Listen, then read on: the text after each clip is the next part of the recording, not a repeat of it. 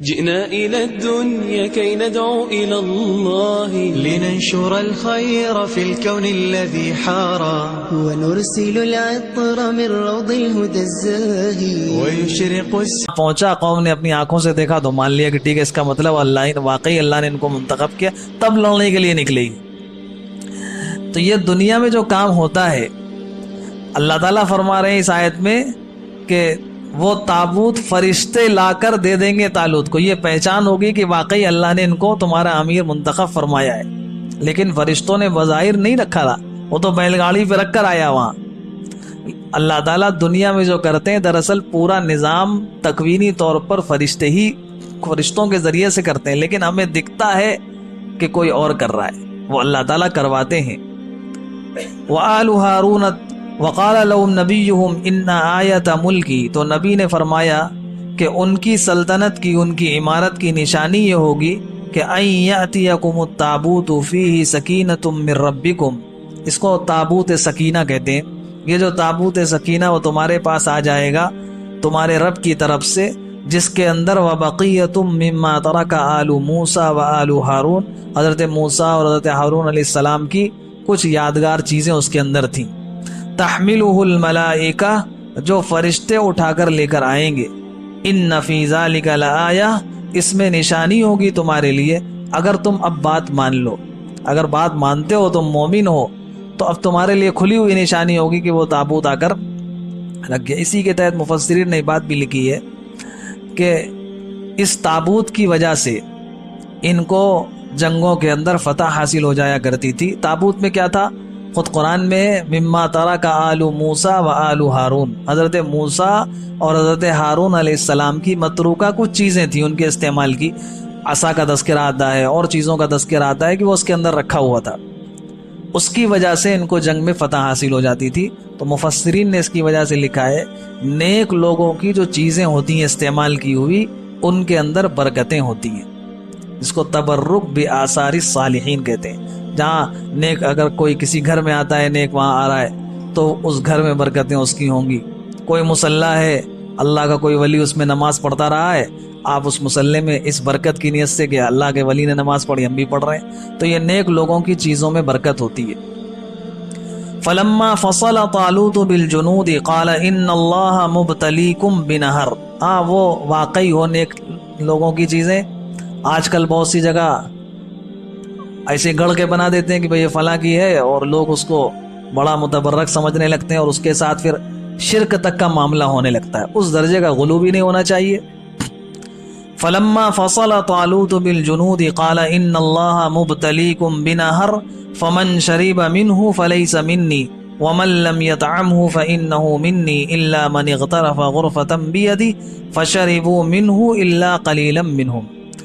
اب اللہ تعالیٰ فرما رہے طالوت علیہ السلام جب انہوں نے دیکھ لیا کہ ہاں واقعی یہ پیغام اللہ تعالیٰ نے ان کو منتخب فرمایا ہے، تو اب پورا لشکر چلا طالوت کے ساتھ۔ اب یہ جب لے کر چلے تب انہوں نے کہا کہ دیکھو ان اللہ مبتلیکم بنہر، اللہ تمہاری آزمائش کرے گا ایک نہر کے ذریعے سے۔ فمن شریب منہ فلیس منی، اب جس نے نہر سے پانی پی لیا اس کا ہم سے کوئی تعلق نہیں، فلیس منی، وہ ہمارا نہیں ہے۔ پھر ومن لم يطعمه فإنه منی، اور جو پانی نہیں پیے گا اس کا ہم سے تعلق ہوگا، وہ میرے ساتھ پھر آگے جا کر قوم عمالقہ سے لڑائی کرے۔ الا من اغترف غرفة بیدی، ہاں اگر کسی کو بہت پیاس کی شدت ہے تو وہ ایک چلو پی سکتا ہے، اس کی اجازت ہے بس ایک چلو پینے کی، یہ بھی نہ پیے تو بہت اعلیٰ درجے کی بات ہے۔ فشربوا منہ الا قلیلا منہم، اللہ فرماتے ہیں کہ سب نے پی لیا۔ جب پہنچے نہر کے پاس تو سب نے پی لیا، الا قلیلا منہم، سوائے تھوڑے سے لوگوں کے۔ اب ہمارے ذہنوں میں آ رہا ہوگا کیسی قوم تھی، بات ہی نہیں مانتے تھے، مان لیتے تو سب جاتے وہاں۔ میرے محترم بزرگوں، یہ صرف ان کا واقعہ قرآن نے نہیں بیان فرمایا ہے، یہ انسانوں کا مزاج اللہ نے بیان فرمایا ہے۔ یہ برائی صرف ان کے اندر نہیں تھی، یہ برائی ہمارے اندر اس سے پہلے بھی آیت آ چکی۔ اللہ تعالیٰ نے ان کو آزمایا یوم السبت کے ذریعے، حکم دے دیا کہ اب سنیچر کے دن مچھلی کا شکار نہیں کرنا ہے۔ پورا ان کا بزنس مچھلیوں کا تھا، سمندر کے کنارے آباد تھے، مچھلیوں کا شکار کرتے تھے، خود کھاتے تھے، بیچتے تھے۔ اور حکم دے دیا کہ سنیچر کے دن پورا عبادت کا دن ہے, مچھلیوں کا شکار نہ کرنا. پورے ہفتے مچھلیاں آتی نہیں تھیں اور سب سنیچری کے دن آ رہی, آ کر اوپر دکھ رہی ہیں. اب یہ بیچارے مچل رہے, کیا کریں, پکڑ سکتے نہیں, اللہ نے منع کر رکھا ہے. تو ہیلا کیا, ایک گڈھا کھود دیا دور اور ڈنڈے سے کر کے لکڑی سے مچھلیاں اتوار کو آگے پکڑ لیتے تھے. کہتے سنیچر کو تو نہیں پکڑ رہے. اس طرح سے وہاں بھی اللہ کی نافرمانی کی. پھر قرآن میں آگے سورہ نساء میں آئے گا, سورہ مائدہ میں اللہ تعالیٰ ارشاد فرماتے ہیں کہ احرام کی حالت میں جب احرام باندھ لو تو احرام کے بعد, احرام کی چادریں باندھنے کے بعد شکار نہیں کر سکتے. اب جن کا مزاج شکار کا ہو, شکار کھیلنے کا جن کا مزاج ہو, وہ کوئی شکاری جانور نظر آ جائے وہ بالکل تڑپ جائے, رے اس کو تو بس مارنا ہی مارنا ہے. تو اللہ نے فرمایا کہ ہم تمہیں آزمائیں گے شکاری جانوروں کے ذریعے سے, اور اتنے قریب شکاری جانور آ جائیں گے کہ تم اپنے تیروں سے, یعنی تیر پھینکنے کی ضرورت نہیں پڑے گی, تیر ہاتھ میں لیے ہوگے اور ان کو مار سکتے ہو. اتنے قریب شکاری جانور آئیں گے. ہم تمہیں پھر وہاں آزمائیں گے کہ دیکھیں میرے حکم کو مانتے ہو یا اپنی اس خواہش پر عمل کرتے ہو. یہ جو اللہ کی طرف سے آزمائشیں ہوتی ہیں, جیسے یہاں ان کو آزمایا, پیاس شدت کی لگی ہے, پانی سامنے موجود ہے, اب سوچا ارے چلو پی لیتے ہیں, کون دیکھنے والا ہے, کیا ہے, پی لو, دیکھا جائے گا, پانی پینے سے کیا ہوگا, چل تو رہے ہیں, لڑنے کے لیے تو آ ہی گئے. لیکن نہیں پتا تھا کہ منع کر دیا گیا, پینے کے نقصانات کیا ہوں گے. ایسے ہی ہم لوگ کتنے گناہ کرتے رہتے ہیں, معلوم ہے کہ یہ گناہ ہے, نافرمانی ہے, اللہ تعالیٰ آزماتے ہیں. اور آج کل آزمائش کا سب سے بڑا جو ذریعہ ہے آزمائش کا وہ موبائل ہے. کتنے لوگ ہیں جو موبائل کے گناہ سے اپنے آپ کو بچائے ہوئے ہیں, کتنے لوگ ہیں. تنہائی میں آدمی کچھ بھی کر سکتا ہے اس میں. اب اس میں اپنے آپ کو بچائے رکھنا, روکے رکھنا, یہ ہے کمال کی بات. ہزاروں میں, بنی اسرائیل میں جیسے 80,000 میں 313 نکلے, آج بھی شاید امت محمدیہ میں ایسے ہی نکلیں. گناہوں کا جب موقع ملے, اسی لیے بزرگوں نے لکھا ہے کہ گناہوں کا جب موقع مل جائے اور کوئی ایسا موقع گناہوں کا ملے کہ انسان بالکل آسانی کے ساتھ گناہ کر سکتا ہو, کوئی روکنے ٹوکنے والا نہ ہو, یہ اللہ کی طرف سے بہت بڑی آزمائش کا اور گویا بندے کو اپنے سے دور کر دینے کا اللہ کی طرف سے فیصلے کا وقت ہوتا ہے. جب گناہ, ایک تو یہ گناہ کا موقع ہی نہیں مل رہا ہے تو وہ بندہ بڑا اچھا ہے, لیکن گناہ کا موقع بھی ایسا کہ کوئی روک ٹوک نہیں ہے, آسانی کے ساتھ انسان گناہ کر سکتا ہے. یہ بہت بڑی آزمائش کا وقت ہوتا ہے. اللہ پاک ایسی آزمائش میں ہم سب کو ثابت قدم رکھے. ہم گناہوں سے ایسے موقع, اور جو گناہوں سے ایسے موقع پر بچ جاتا ہے جب گناہ کرنے کا پورا موقع اس کو میسر ہو اور اس کے باوجود اپنے آپ کو گناہوں سے بچا لے, پھر اللہ تعالیٰ ایسے ہی لوگوں کو بلندیوں پر پہنچاتے ہیں. اور بہت کم لوگ ایسے ہوتے ہیں. یوسف علیہ السلام کا واقعہ اللہ نے قرآن میں سنایا, پورا موقع ملا تھا, جوانی کی بھرپور عمر, اور جس گھر میں ہے اس گھر میں خود گناہ کی دعوت مل رہی ہے, کوئی روکنے ٹوکنے والا نہیں, دروازے بند, کوئی ڈر نہیں کہ پولیس پکڑ لے گی, کیا ہوگا, اس لیے کہ جو کہہ رہی وہ خود پولیس, وہ حاکم کی اس کی بیوی. لیکن ایسے موقع پر اپنے آپ کو گناہ سے بچا لیا, اللہ نے کیا مقام اور مرتبہ عطا فرمایا. ایسے ہی بنی اسرائیل کا ایک واقعہ اور قرآن حدیث میں رسول اللہ صلی اللہ علیہ وسلم نے بیان فرمایا. گناہ کا پورا موقع مل گیا, وہ 3 آدمی تھے, پہاڑ میں چلے گئے, بارش ہو گئی, آپ کو جس کو واقعہ یاد ہو. تو اللہ تعالیٰ گناہوں کے موقع اگر میسر فرمائے اور اس وقت انسان اپنے آپ کو گناہ سے روک لے, یہ بہت اعلیٰ درجے کی بات ہے. اور اس وقت نہیں روک سکا تو پھر اپنے آپ کو گناہوں سے روکنا بڑا مشکل ہو جاتا ہے. اللہ پاک ہم سب کو ایسی آزمائش کے وقت ثابت قدمی نصیب فرمائے اور جمنا نصیب فرمائے. تو فرمایا کہ جو پانی پی لے گا فمن شرب منہ فلیس منی, ہم میں سے اس کا شمار نہیں ہوگا, جو نہیں پیے گا وہ میرا ہوگا.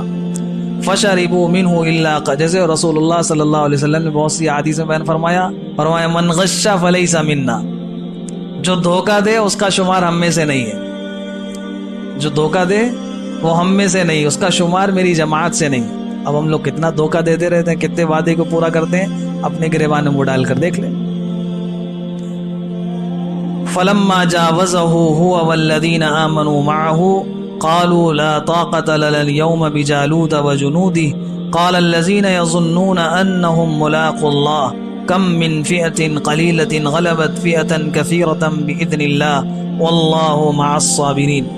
اب جب یہ پانی پی چکے آگے بڑھے تو انہوں نے کہا لا طاقت لنا اليوم بجالوت وجنودہ، اب تو ہمارے جسم کے اندر طاقت ہی نہیں ہے کہ ہم جالوت کے لشکر سے لڑ سکیں.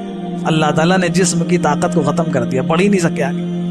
قال الذين يظنون انهم ملاقوا الله، اور جنہوں نے پانی نہیں پیا تھا جو اللہ کے حکموں کو ماننے والے لوگ تھے، جو یہ سمجھتے تھے کہ ایک دن اللہ سے ملاقات کرنی ہے، انہم ملاقوا اللہ، اللہ سے ملنا ہے، ان لوگوں نے یہ کہا کم من فئۃ غلیلۃ غلبت فئۃ کثیرۃ.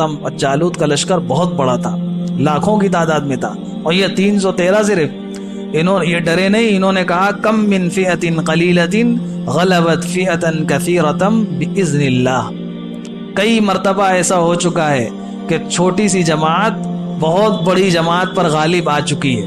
تاریخ میں بہت مرتبہ ایسا ہوا ہے، چند لوگوں نے مل کر بہت بڑی بڑی فوجوں کو ہرا دیا. کس کے ذریعے سے؟ باذن اللہ، اللہ کے حکم سے. جب اللہ سے ملنا ہے، اللہ سے ملاقات کرنی ہے تو ڈر کا آئے گا. جب اتنی بڑی لشکر ہو، فتح ہو گئی تو غازی ہوں گے، نہیں فتح ہوئی تو مقصد تو وہی اللہ سے ملنا، پہنچ جائیں گے اللہ کے پاس. انہم ملاقوا اللہ واللہ مع الصابرین، اور اللہ تعالیٰ صبر کرنے والوں کے ساتھ ہے، جمنے والوں کے ساتھ ہے. صبر ایک تو مصیبت پر صبر ہوتا ہے، ایک اللہ کے حکموں پر جمنا یہ بھی صبر ہے. وَلَمَّا بَرَزُوا لِجَالُوتَ وَجُنُودِهِ قَالُوا رَبَّنَا أَفْرِغْ عَلَيْنَا صَبْرًا وَثَبِّتْ أَقْدَامَنَا وَانصُرْنَا عَلَى الْقَوْمِ الْكَافِرِينَ. اب جب یہ پہنچے جالوت کے لشکر کے سامنے، چند لوگ اور وہاں لاکھوں کا لشکر، ان لوگوں نے لشکر کو دیکھ کر پہلے تو یہ کہا کہ ڈرو مت، اللہ سے ملنے کا شوق تو تھا ہی، اور یہ کہہ دیا کہ دیکھو کم من فئۃ قلیلۃ غلبت فئۃ کثیرۃ. پھر اللہ سے دعا کی. کیا دعا کی؟ ربنا افرغ علینا صبرا، اے ہمارے پروردگار ہمارے اوپر صبر کو انڈیل دیجئے. افرغ علینا یعنی صرف صبر کی توفیق عطا نہیں فرمائیے، بلکہ صبر کو انڈیل دیجئے، یعنی خوب صبر عطا فرما دیجئے. وثبت اقدامنا، اور ہمارے قدموں کو جما دیجئے کہ ہم بس جم جائیں، یہاں سے ہمارے قدم اکھڑنے نہ پائیں. وانصرنا علی القوم الکافرین، اور کافر قوموں پر ہماری مدد نصیب، ہمیں مدد فرمائی ہماری. جب اللہ سے دعا کی اور جم گئے، کیا ہوا؟ فہزموہم باذن اللہ، اللہ تعالیٰ نے ان کو شکست دے دی، جالوت کو، جالوت کے پورے لشکر کو. وقتل داود جالوت وآتاہ اللہ الملک والحکمت وعلمہ مما یشاء. اور ہضم کہتے ہیں، ایک تو شکست ہو جاتی ہے لیکن ذلت کے ساتھ شکست ہونا، اس کو ہضم کہتے ہیں. اللہ تعالیٰ کہہ رہے ہیں ہم نے ذلت کے ساتھ شکست دی. کیسے؟ جو لشکر کا امیر تھا جالوت، بڑا لمبا چوڑا تھا، پورے بدن میں اس کے لوہا تھا، صرف اس کا چہرہ کھلا ہوا تھا. اور یہ جو حضرت داؤد علیہ السلام تھے، جو اس وقت تک پیغمبر نہیں بنے تھے، ابھی کم عمر تھے، قد بھی بہت لمبا نہیں تھا. 3 پتھر تھے صرف ان کے پاس چھوٹے. انہوں نے پتھر نکالا، اور وہ جو گلیل میں سے لگا کر پتھر چلاتے ان کو اس کی بڑی مشق تھی، اور ایسے لگا کر انہوں نے پتھر جو مارا سیدھے اس کے یہاں پر پیشانی پہ لگا، اندر گھس گیا. دوسرا مارا وہ بھی چلا گیا، تیسرا مارا بھیجا اس کا نکل گیا. جب وہ مرا تو لشکر میں، جب ظاہر سی بات ہے جب سپہ سالاری ختم ہو جائے تو لشکر کو سنبھالے کون؟ پورے لشکر میں بھگدڑ مچ گئی. اس طرح سے اللہ تعالیٰ نے فتح نصیب فرمائی. وقتل داود جالوت، اور داؤد علیہ السلام نے جالوت کو قتل کر دیا. وآتاہ اللہ الملک والحکمت وعلمہ مما یشاء. پھر اللہ تعالیٰ نے حضرت داؤد علیہ السلام کو سلطنت بھی عطا فرمائی، ان کو بادشاہ بنا دیا، اور حکمت بھی عطا فرمائی، یعنی نبوت سے سرفراز فرمایا. وعلمہ مما یشاء، اور جو کچھ چاہا ان کو سکھایا. بہت سی چیزیں، پرندوں کی بولیاں جانتے تھے اور بہت سی چیزیں جانتے تھے. لوہے کو لے کر ہاتھ میں جیسے چاہتے تھے نرم کر کے جو چاہتے تھے وہ بنا دیتے تھے، زرہ بنا دیتے تھے اور چیزیں بنا دیتے. بہت تفصیل سے آگے حضرت داؤد علیہ السلام کا تذکرہ آنے والا ہے کہ کیا کیا وہ کیا کرتے تھے. تو اللہ تعالیٰ فرما رہے ہیں ہم نے اور بھی جو چیزیں ان کو چاہییں سکھا دی. ولولا دفع اللہ الناس بعضهم ببعض لفسدت الارض ولكن اللہ ذو فضل علی العالمین. یہ جو اللہ تعالیٰ کرتے ہیں کہ ایک قوم ظلم کرتی رہی بڑھتی رہی، پھر اللہ تعالیٰ کوئی دوسری قوم کو کھڑا کرتے ہیں، اور کھڑا کر کر اس قوم کو شکست نصیب فرما دیتے ہیں، ہرا دیتے ہیں اس کو۔ یہ کیوں کرتے ہیں؟ اللہ تعالیٰ کہہ رہے ہیں اس لیے کرتے ہیں تاکہ زمین فساد سے بھر نہ جائے۔ اگر فساد کرنے والے، ظلم کرنے والے، ان کو ہمیشہ کے لیے چھوٹ دے دی جائے کہ تم جتنا چاہو ظلم کرتے رہو، کوئی روکنے ٹوکنے والا نہیں، تو پوری زمین فساد سے بھر جائے گی۔ اللہ تعالیٰ زمین پہ فساد کرانا نہیں چاہتے، اس لیے اللہ تعالیٰ کچھ دن تو ڈھیل دیتے ہیں، جتنا ظلم سمجھ میں آیا کرتے رہو، لیکن ایسا نہیں ہوتا کہ ظالموں کو ہمیشہ ہمیشہ کے لیے چھوٹ مل جائے۔ اللہ تعالیٰ وقتاً فوقتاً پھر ایسے لوگ کھڑے کرتے ہیں جو ان کو ظلم سے روک دیتے ہیں۔ وَلَوْلَا دَفْعُ اللَّهِ النَّاسَ بَعْضَهُمْ بِبَعْضٍ لَفَسَدَتِ الْأَرْضُ، اور اگر اللہ تعالیٰ ایسا نہ کرتے کہ بعض لوگوں کو بعض لوگوں کے ذریعے سے روک دیا جاتا تو زمین فساد سے بھر جاتی۔ وَلَكِنَّ اللَّهَ ذُو فَضْلٍ عَلَى الْعَالَمِينَ، اللہ تعالیٰ دنیا والوں پر بہت زیادہ فضل اور احسان فرمانے والے ہیں، اس لیے کبھی کبھی ایسا کرتے ہیں کہ بس کوئی قوم کھڑی کر دیتے ہیں، ظالموں کی سالوں کی محنت کچھ دنوں میں پوری ختم ہو جاتی، سب ختم ہو جاتی۔ اور ہمیشہ تاریخ میں ایسا ہوتا ہے، ظلم کرنے والے ظلم کرتے کرتے کرتے کرتے انہوں نے یہ سوچا کہ اب تو ہم بس پوری طرح سے اقتدار پر قابض ہو گئے، اب جو سمجھ میں آئے گا وہ ہم کریں۔ پھر اللہ تعالیٰ کچھ ایسا کرتے ہیں، کچھ لوگ کھڑا کرتے ہیں، ان کی سالوں کی 100 سال 200 سال 300 سال کی محنت ایک لمحے میں سب پہ پانی پھر جاتا ہے، ختم۔ تِلْكَ آیات اللہ نتلوها علیک بالحق وَإِنَّكَ لَمِنَ الْمُرْسَلِينَ۔ اب اللہ تعالیٰ فرماتے ہیں یہ واقعہ پچھلی قوم میں ہوا، ایک طالوت آئے، ایک جالوت آئے، طالوت نے فوج تیار کی اور پھر یہ ہوا یہ ہوا، یہ واقعہ ہم نے قرآن میں کیوں سنایا؟ اللہ تعالیٰ فرما رہے ہیں کہ قرآن میں اس لیے سنایا تاکہ تم یہ بات سمجھ لو کہ جو نبی، یہ تو قرآن کیسے آیا میرے واسطے سے؟ رسول اللہ صلی اللہ علیہ وسلم آیتیں پڑھتے تھے اور آیتیں پڑھ کے بتاتے تھے کہ یہ آیات اللہ کی طرف سے میرے اوپر نازل ہوئی ہیں، اللہ نے مجھے یہ آیتیں سنائی ہیں جبرائیل علیہ السلام کے واسطے۔ وہ قرآن صحابہ کو لکھوا دیا کرتے تھے۔ اگر رسول اللہ صلی اللہ علیہ وسلم اللہ کی طرف سے بھیجے ہوئے پیغمبر نہ ہوتے، اللہ نے ان کو مبعوث نہ کیا ہوتا، تو جس زمانے میں لکھنے پڑھنے کا کوئی رواج نہیں تھا، تاریخ اور ہسٹری کی کتابیں موجود نہیں تھیں، اس زمانے میں کسی کو کیسے پتہ چلتا کہ، اور یہ واقعہ جو حضرت عیسیٰ علیہ السلام کی آمد سے 1100 سال پہلے کا، اور رسول اللہ صلی اللہ علیہ وسلم ان کے 600 سال کے بعد آئے، تو تقریباً 1600-1700 سال پہلے کا واقعہ کوئی کیسے بیان کر سکتا ہے کیا ہوا کیا نہیں ہوا؟ یہ تو وہی بیان کر سکتا ہے جس کو اس زمانے کی تاریخ کا علم ہو، اور اس زمانے کی تاریخ کا علم صرف اللہ کو تھا۔ تو اللہ پاک نے یہ واقعہ اپنے نبی کو سنا کر اور نبی کے واسطے سے امتیوں کو سنا کر یہ بتایا کہ تِلْكَ آیات اللہ نتلوها علیک بالحق، یہ اللہ کی نازل کی ہوئی آیتیں ہیں جو ہم تمہیں سنا رہے ہیں۔ اور کس لیے سنا رہے ہیں؟ تاکہ تم یہ بات جان لو کہ وَإِنَّكَ لَمِنَ الْمُرْسَلِينَ، یہ جو محمد رسول اللہ صلی اللہ علیہ وسلم ہے، یہ اللہ کی طرف سے منتخب شدہ پیغمبر ہیں، رسولوں میں سے یہ پیغمبر ہیں۔ اور صرف یہ نہیں کہا کہ رسول ہیں، بلکہ کہا لَمِنَ الْمُرْسَلِينَ، رسولوں میں سے ہیں۔ یعنی ایک تو یہ کہہ دیتے کہ اس لیے سنایا تاکہ معلوم ہو جائے کہ اللہ کے رسول ہیں، لیکن یہ نہیں کہا، یہ فرمایا کہ یہ معلوم ہو جائے کہ اللہ کے رسولوں میں سے ہیں۔ یعنی یہ جو رسالت کا دعویٰ کر رہے ہیں اور یہ کہہ رہے ہیں کہ مجھے اللہ نے رسول بنا کر بھیجا ہے، یہ کوئی نیا دعویٰ نہیں ہے۔ اللہ تعالیٰ نے اس سے پہلے بھی بہت سے پیغمبر اور رسول بھیجے ہیں، اور لوگ ان کی رسالت پر ایمان لاتے چلے آ رہے ہیں۔ اسی رسالت کی ایک کڑی ہے اور آخری کڑی ہے کہ اب یہ رسول بنا کر بھیجے گئے، تو جیسے پہلے رسولوں پر ایمان لاتے تھے، اس رسول پر بھی ایمان لے آؤ۔ وَإِنَّكَ لَمِنَ الْمُرْسَلِينَ، اس لیے فرمایا، اس لیے ہم نے یہ واقعہ سنایا ہے تاکہ ان کی رسالت پر دلیل ہو جائے کہ واقعی اللہ کے رسول ہیں۔ اللہ پاک ہم سب کو رسول اللہ صلی اللہ علیہ وسلم کی رسالت پر یقین نصیب فرمائے اور ان کی ہر بات ماننے کی توفیق نصیب فرمائے۔ اور جتنی آزمائشیں آتی ہیں، اس واقعے میں بہت سے اسباق ہیں، ہم نے تو صرف، اور اللہ تعالیٰ کا فضل و کرم ہے کہ آج 2 پارے مکمل ہو گئے۔ اللہ تعالیٰ 28 پارے بھی کرا دے، پتہ نہیں زندگی رہے گی کہ نہیں رہے گی، اللہ کا فضل ہوگا تو ہو جائیں گے۔ اور پھر اگر کوئی آدمی سفر شروع کر دے، حج میں کوئی جانا چاہ رہا ہے، حج کا سفر شروع کر دے اور ارادہ کر لے حج کرنا ہے، اور راستے میں اس کی موت آ جائے، تو اللہ کے یہاں سے امید ہوتی ہے انشاءاللہ اللہ کے یہاں حاجی بنا کر اٹھایا جائے گا۔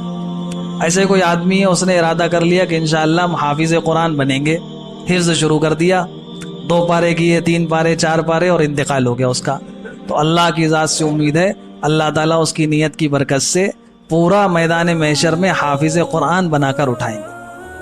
تو ہم لوگ بھی نیت کر لیں انشاءاللہ پورے قرآن کا درس ہوگا، ہم سنیں گے بھی، دیں گے بھی، اللہ نے زندگی دی تو ہو جائے گا، نہیں ہو سکا اللہ کی شان، اللہ کی مشیت، آخرت میں کم سے کم ہم پورے سننے سنانے والوں میں اٹھائے جائیں گے۔ دعا فرما دیں۔ هو الحق يسود في كل سماء، هو الحق يسود، الله أكبر، الله أكبر، لا